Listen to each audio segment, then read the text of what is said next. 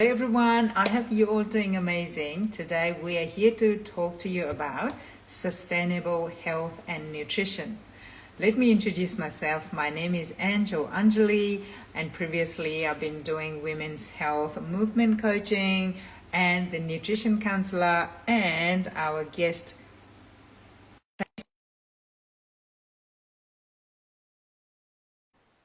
Yeah. All right. So I have introduced myself, and of course, I'm the founder of this platform. I'm going to try to. Oh, there she is. There I Tracy. am. Hang Yeah. on. Well, Let's organize the. Yeah. There we go. get this camera in Amazing. the right spot. There we Yeah. go. Hello. Awesome. So I just introduced myself and our topic. And would you like me to read your bio, or would you like to do it? You can please, Ange. Thank you. Yeah, it might be a little bit different coming from somebody else, right? Yes. Tracy is a clinical nutritionist and founder of Raw Human Nutrition based on the Gold Coast. Tracy works closely with women through perimenopause and beyond, helping them understand what's happening in their bodies and how to use food and lifestyle to restore balance and energy. With a strong foundation in human biology and biochemistry, Tracy has a deep understanding of how the body's systems interact, from hormones to gut function, stress, and metabolism. She also specializes in reading and interpreting pathology results, allowing her to uncover the underlying drives of symptoms rather than just addressing them on surface. Her approach is evidence-based and personalized, blending science with practical, sustainable strategies so women can feel vibrant, resilient, and confident in their health again. That is amazing, Tracy. Oh, So it cute. aligns to our perfectly to our today's topic, Mm, sustainable health, right? yeah. So yeah, and before we start, I would like to briefly say the disclaimer that this live is all about to bring awareness and a general information. And if you need any support around the nutrition or gut health, just directly connect with Tracy. All right. So, okay.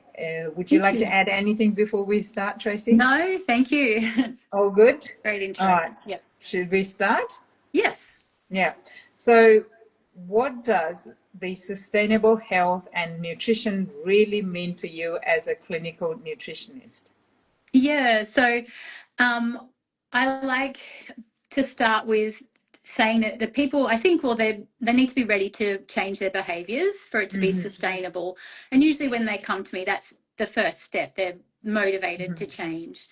And there is a little change theory model in psychology where it shows that people can switch, that motivation can switch back and forth in the early stages. So, ready to actually implement some change can be something that, yeah, that people, it does come and go because different obstacles get in the way. So I like to make it easy for my clients Mm-hmm. for it to be sustainable.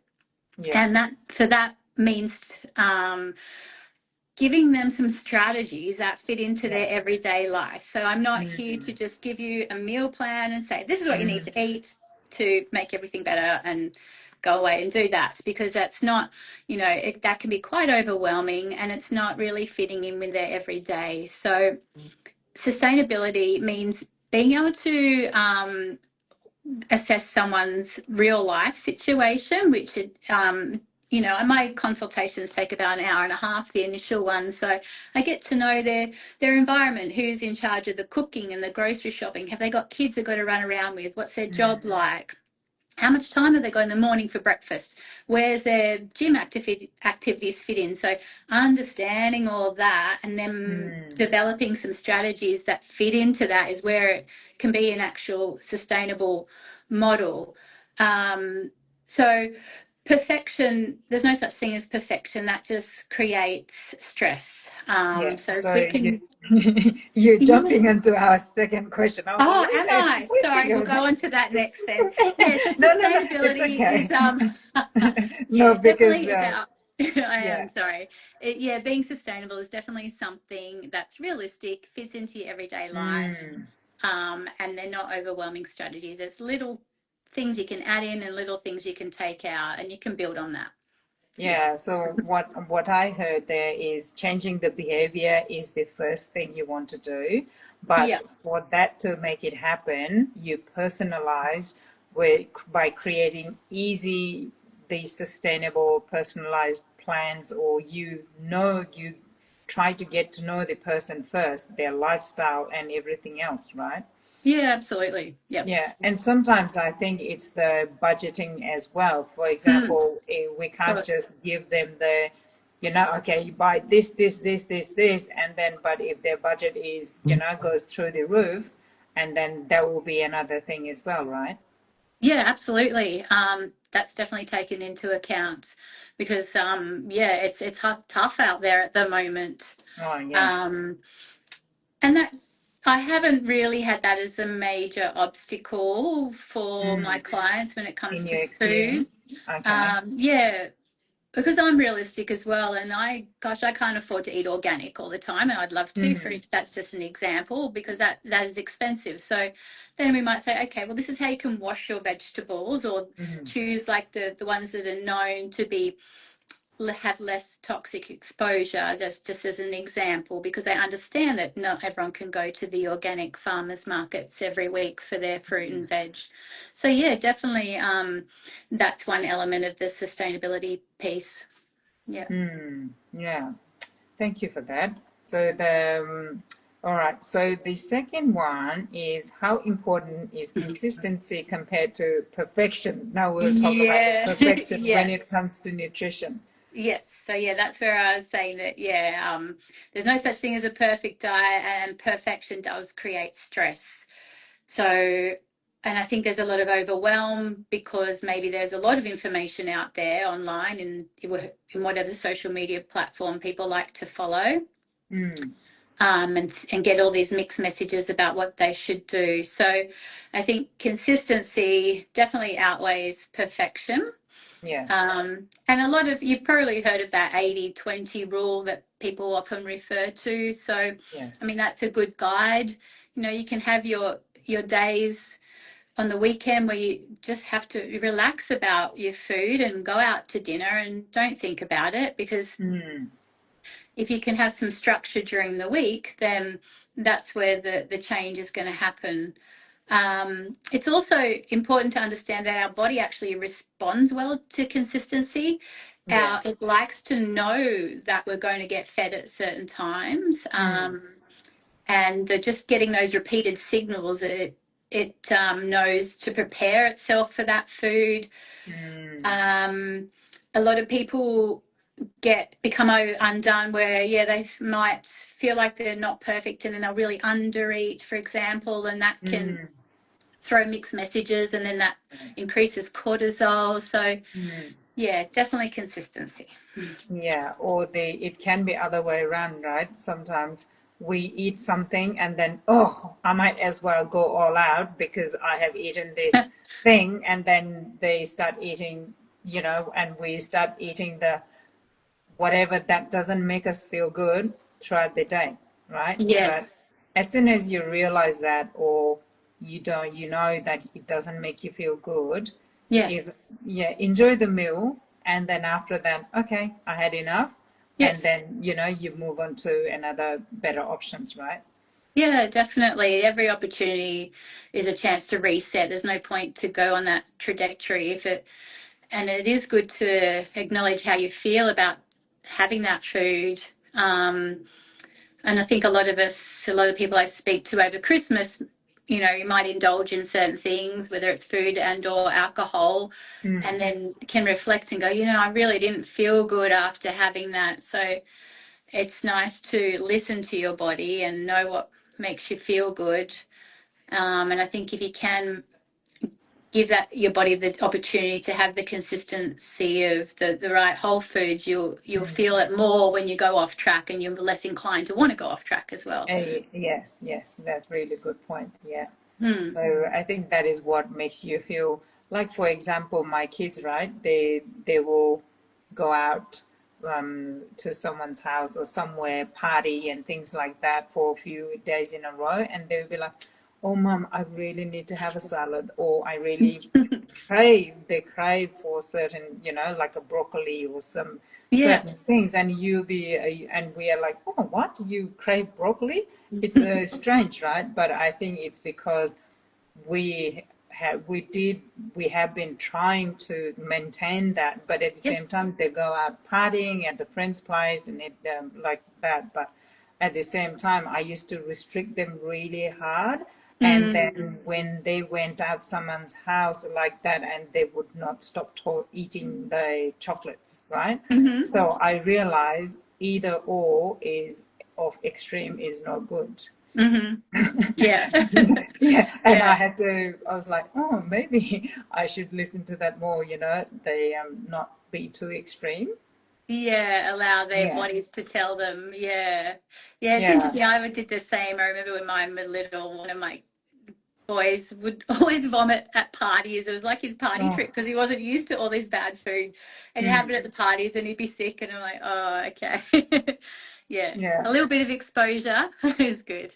yes. And the thing is, the best thing is that they crave, their body knows what they like to eat. Mm, So, yeah, but definitely. yeah, well, we all trying our best, so we do our best, and that is what matters. Yes. So, Yeah. yeah, so what are the 3 daily habits that support gut health in a sustainable way? One of the things I was thinking of, which is so basic, but it's really important, is to chew your food properly. Mm, So I think everyone is so busy and rushed, and perhaps yeah, eating breakfast on the go or lunch at our desks, mm, and doing other tasks at the same time. But we forget what the mechanical process of chewing is actually doing. So our digestion starts in our mouth. We have mm, enzymes in our saliva that start breaking down carbohydrates there, as well as the mechanical process of grinding the food down so that it's a yes. nice paste. So in that process, we're actually giving our brain signals as to what food is coming. It's assessing Mm, what's happening in there, and it's preparing the rest of our digestive system for that food. So different mm, enzymes are required to break down fats versus proteins versus carbs. And then in your gallbladder will release bile for the fats. So all these messages are happening as it starts in our mouth. And when I was thinking about it, we really forget this. And sometimes it's highlighted to me because a lot of clients I see are low in vitamin B12, for example. mm, And that whole process starts in the mouth because that vitamin needs to be released from the proteins, and then there's different enzymes that come in, and then when it gets to our gut, there's another specific thing, and then there's carrier proteins. There's a whole biochemical process that yeah, we take for granted. yes. And we need to release stomach acid. That's super important. People are very low in stomach acid because stress suppresses that. Maybe they're taking reflux medication, that suppresses that. Mm, We need all these things for digestion. So daily habit is, yeah, definitely just being mindful, chewing food. yeah. I think they say about 30 times. It depends on what food's coming in. Mm, Um, and when you actually start thinking about it, it feels a little bit weird to get it all pasted in your mouth, and it makes you realize you do probably get it down quicker than you should. yes. Yeah. Chewing, yes. It's Yeah. incredible what Yeah. it's almost like, for me, it's like a magic, right? It's like you are chewing, but then your whole body is starting to prepare, and Yes. your mind as well, to prepare for it to digest better and to absorb in your system better, right? Yes. So one of my friend was saying, even why the cooking process is so important, because when you're Ah, cooking, the smell and yes. the ingredient you see, and it's like she was saying that you know, the process starts from the cooking Cooking. and the touching and the smell, and I was like, Mm, that is very interesting. And once it goes in your mouth, and then it's yeah, that's why it's so important to chew, as well as the why we should try to prepare our meal by yeah, ourselves. yeah. So that was very interesting for me. Yeah, So that's true. I yeah. didn't even think about the cooking side of things. Mm, Yeah. So I think that just the day our lifestyles are so busy, and mm, that simple factor of yeah, enjoying mm. cooking and enjoying the chewing and focusing just on that is often lost. So my second priority was plant diversity. So I think again we're not Mm, eating enough plants. yes. The people I see say, "Oh, yeah, eat vegetables," but really, we want to be aiming. Well, the guidelines say 5 serves a day. Mm, One serve is half a cup of cooked, um, yes. or 1 cup of raw. So really, you could round that up to 3 cups of vegetables a day. Yeah. Um, and not just vegetables. I'm talking about like your legumes and your seeds and your nuts, and herbs and spices, all those different plants are super important, because for our gut creates different microbes that digest these plants. So the more Yeah. variety we give our gut, the more diversity of the microbiome, which then Mm, supports our overall health. yes. It's really important to have a lot of diversity. So I like to try and tell people to, when you're grocery shopping, just choose one thing, you have one new vegetable this week to bring in, like whether it's Mm, like recently I've gone back to radishes in my salad, and I hadn't had radishes for mm. a while. Like, oh, I haven't had a radish for a while. Just something like that. Just brings one thing in to create those habits of choosing a new thing every week.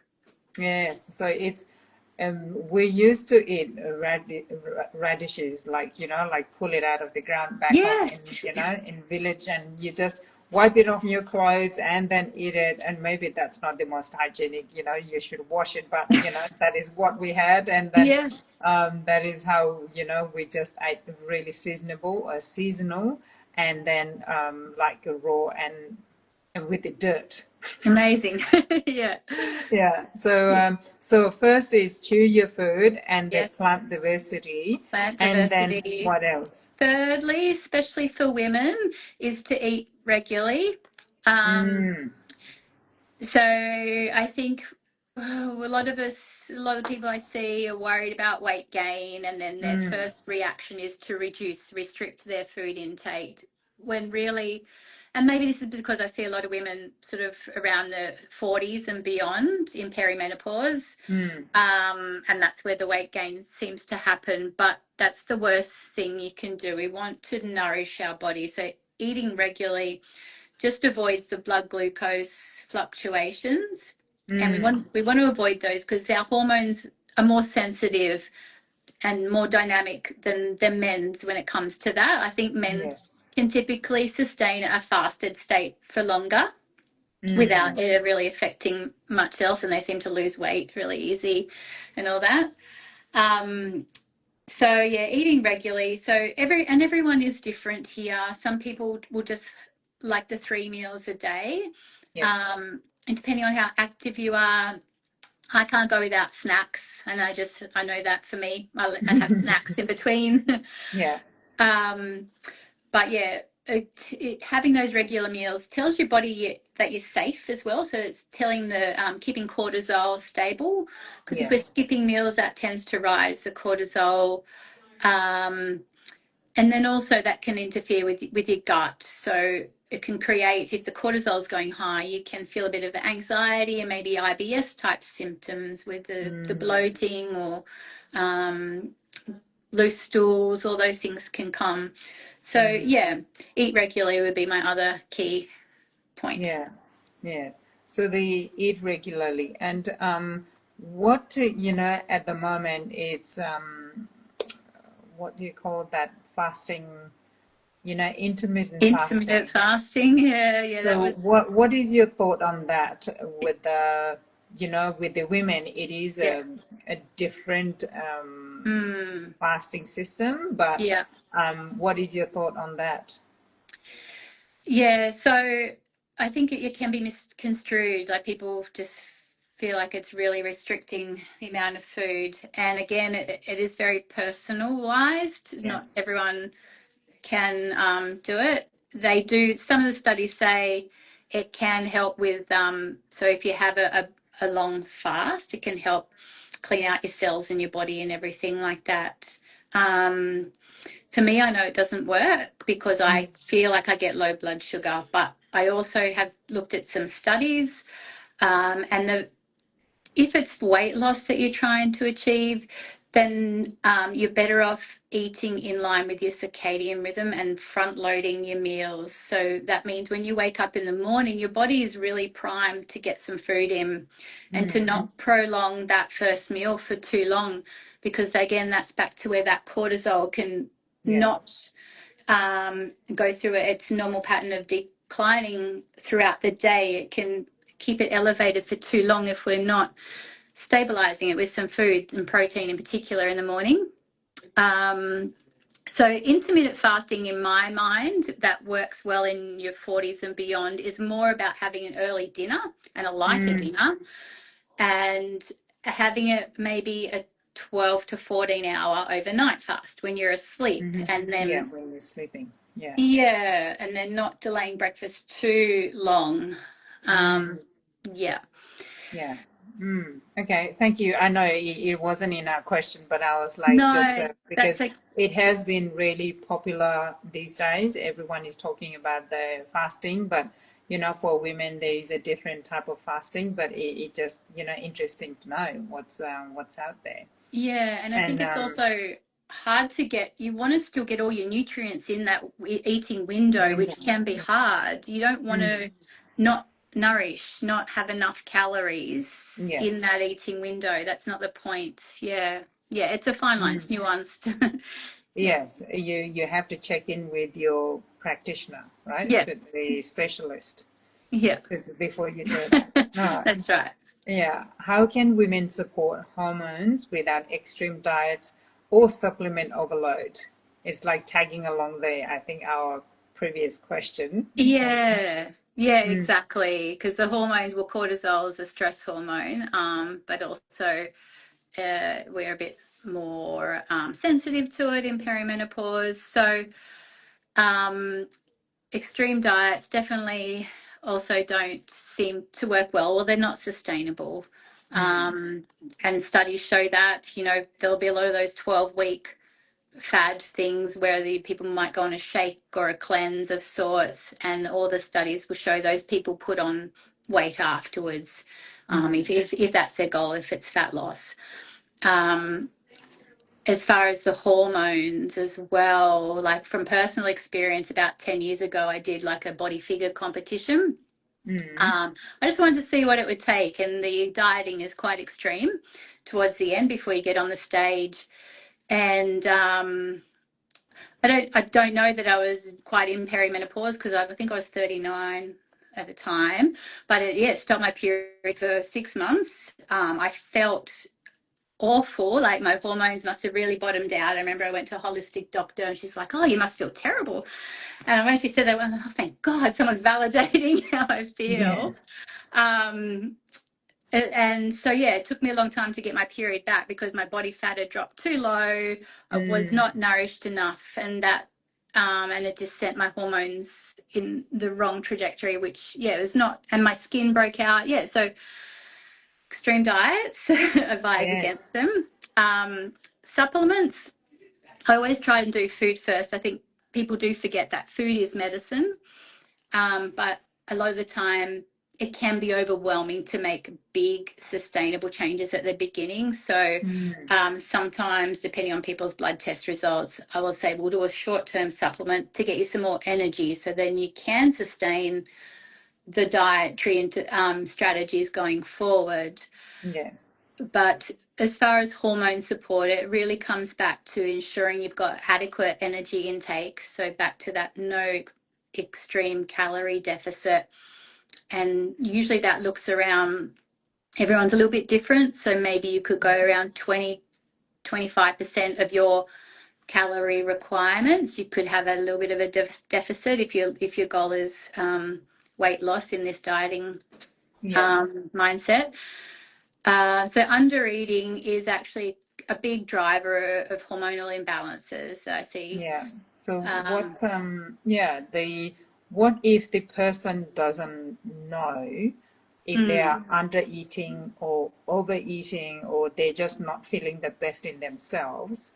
yeah, So how, so I think if the person comes to you to look yeah. for help, so you will be able to guide them whether they are not eating enough or where they're eating maybe certain food too much, and then so you're going to guide them, accordingly, right?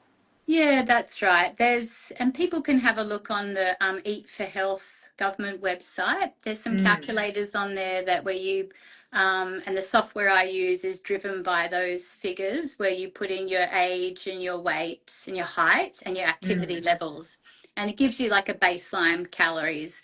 And I yeah. think even a lot of the apps like MyFitnessPal and all that will give you some kind of figure as well. Yes. So you can, as I mentioned, around 20% calorie deficit for weight loss is okay. But if you're going to lower than that, then that means you're not having enough. And other signs are, I guess, you're probably going to have low energy. But also, if you've been doing this for a long time, things like your thyroid will get that signal, and your brain will Mm, tell your thyroid, we need to slow things down here because you're not getting enough fuel. So your yes. brain tells your thyroid to slow down the function, and your thyroid will slow down your resting metabolic Mm, rate. You might notice some other symptoms like you feel cold or fatigued, or so there's definitely everything's interconnected, and there's a lot of a flow-on effect if we're not eating enough for hormone support. And yes. especially in perimenopause, it's a confusing time for our bodies because things are fluctuating, and that predictability that we spoke about earlier is not really there anymore. So really nourishing with whole foods is where you're going to get it, is where it's at. Protein, I'm sure everyone's hearing the big bang on getting enough protein as well, and Yes. that is very important for hormone signaling. And that's, each meal, breakfast, lunch, and dinner. Yeah. Carbs, we do need carbohydrates. They're not all evil. We want complex carbohydrates that are going to not give the sugar spikes, the blood sugar Yes. spikes, but are more balanced. And that helps support ovulation, which you want to keep supporting for as long as you can, because progesterone is part of that. Yes.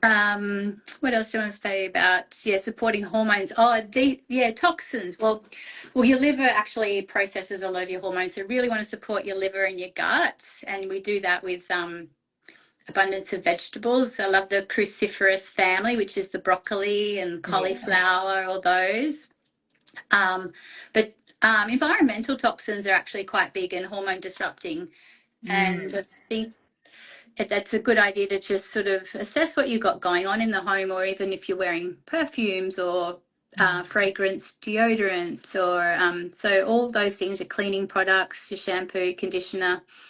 Again, some people are more sensitive than others, but those mm. are all contributing factors to hormone health. Yeah. Okay, Yes. that's amazing. So the would that be the supplement overload? Would that come under supplement It overload? can. Yeah, it Yeah. can, definitely. So a lot of people are self-prescribing supplements because there'll be different Mm, things trending online, and they're yes. having multiple. So yeah, that definitely burdens the liver and the kidneys sometimes. Mm. Now Yep. my husband was taking these vitamins, and his the B12 was through the chart, Oh. so we had a bit of a scare, and Mm. then so we had to stop that supplement. But yeah, so you don't know what is causing those kind of things, but yeah, but anyway, it's very interesting. All right, so if women could focus on just one thing for sustainable health, what it would be? It's a hard question. I Yeah, think, just one. yeah, one thing. Yeah. Yeah, for me, I think the biggest thing is getting some more vegetables. So focusing on not just at dinner time, we want some more, like half your dinner plate, and then think about, can I also bring some plants in at breakfast and lunchtime, and plant diversity. So yes, don't just keep going for your, my kids are guilty of it. The broccoli and carrot is just, I'm like, come on, we need to try this one, try that one. Yes. I think as we get older, hopefully our taste buds are, or because we know that they're good for us, we're more open to a bit more diversity. But I think for us women in this group, that's one thing we can just focus on, really loading up plants on your plate, and Yes. it keeps you satisfied. Our body loves it. They actually do more than provide the vitamins and minerals. They actually provide signals to our genes to switch on certain pathways. So there's so much to love about plants. Yeah, lots of goodness in it. Yes. Yeah. So if anyone has any question, please pop it in the comment section. While we wait, Tracy, please let us know where we can find you. Yeah, I'm in Robina on Scottsdale Drive. I'm in a room there with Coastal Vibe Naturopathy, owns the little clinic space. So Yeah. I'm in a room there, and we have a psychologist there. So it's fairly new. Yes. I'm also online for those that prefer that. So Yeah. you can find me at Raw on Instagram, raw.human.nutrition. Yes. And then obviously my link tree will have my website and all that in there too. Yeah. Yeah. Awesome. So yeah. So if you have any last advice, and then yeah, we will sign off. Before we sign off, well, any, like you already mentioned about the lots of plant, Yep. you know, yes, Yeah, I guess, yeah, just for sustainability, make it, do small steps. Like I said, just like one new yeah. vegetable a week in the grocery shop, and maybe eliminate one cleaning product from the home, or switch to one natural thing. Just, and you can build on that so it's sustainable and not overwhelming. Yeah, amazing. So thank you, Tracy, for being here, for your time and all the knowledge you have given us today to, to our platform. And yeah, if anyone has any questions, if you like to comment later on, or they ask later on with to Tracy, just I will put all the details in the content below. So yeah, connect with her. I will add your website as well, so people Thank you. can message you in your website. Yes, there's a contact. Yeah. Yeah. Yeah. Okay. Amazing. All right. Thank you everyone for being here. Thank you, Tracy. And Thanks, Ange. yeah, I will see you soon. Thanks for having me. Bye. Bye. Bye.